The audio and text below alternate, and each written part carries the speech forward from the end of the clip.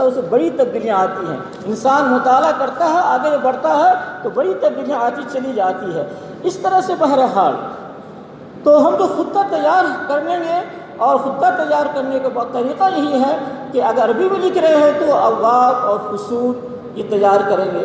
اردو ہم لکھ رہے ہیں تو اردو میں چونکہ فصول وغیرہ نہیں لکھتے ہیں، صرف باب اول، باب ثانی، باب ثالث، اس طرح سے گویا کہ ہم ڈیوائڈ کرتے ہیں اور تقسیم کرتے ہیں. پھر اس کے بعد جو ہم عناوین ذیلی لکھتے ہیں، ذیلی عناوین کا اس کا خیال رکھنا ہے کہ ہر عنوان ہر عنوان کے بعد دوسرا عنوان جو آ رہا ہے تو وہ دوسرے عنوان کا پہلے عنوان سے کچھ نہ کچھ ربط ہونا چاہیے، کچھ نہ کچھ تعلق ہونا چاہیے. کوئی بھی کتاب لکھی جاتی ہے، کوئی مضمون لکھا جاتا ہے تو شروع سے لے کے آخر تک باہم ربط ہونا ضروری ہے.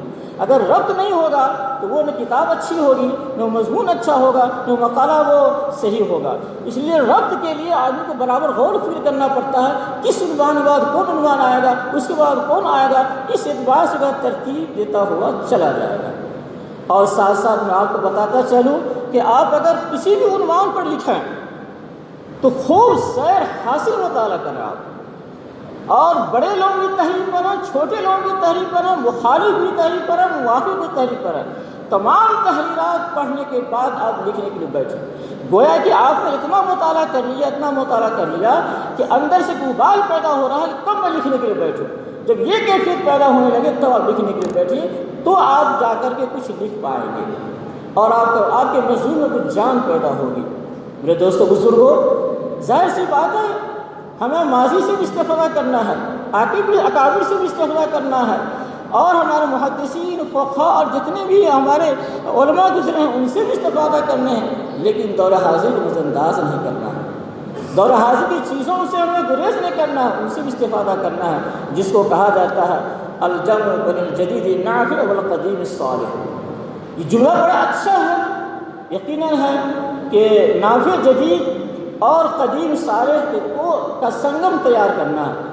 لیکن جتنا ہی جملہ اچھا اور آسان اور زبان پر لانا بہت آسان ہے، اتنی ہی یہ مشکل کام ہے.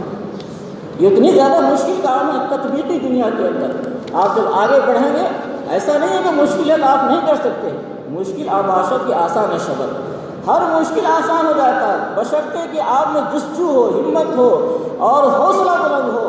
تو پہاڑ کو بھی آدمی پاٹ لیتا ہے، اور بے ہمت تو ایک تنکا کو بھی نہیں اٹھا سکتا.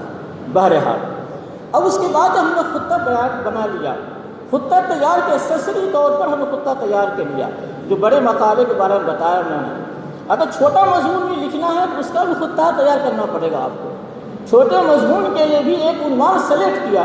اب اس چھوٹے مضمون کے تحت اس کے عناصر کیا ہوں گے، یعنی اس کے اجزاء کیا ہوں گے، اس کو غور کرنا پڑے گا. اس کے اشارات آپ لکھ لیجیے. ان اشارات کو لکھنے کے بعد پھر جا کر وہ آگے بڑھی. اگر بڑا مضمون لکھنا ہے، کوئی مقالہ لکھنا ہے، تو جیسے کہ خطہ تیار کریں گے. خطہ تیار کرنے کے بعد آپ کو ایک نوٹ بک تیار کرنا پڑے گا. پہلے تو کچھ منتشر اوراق بھی لوگ رکھتے تھے، لیکن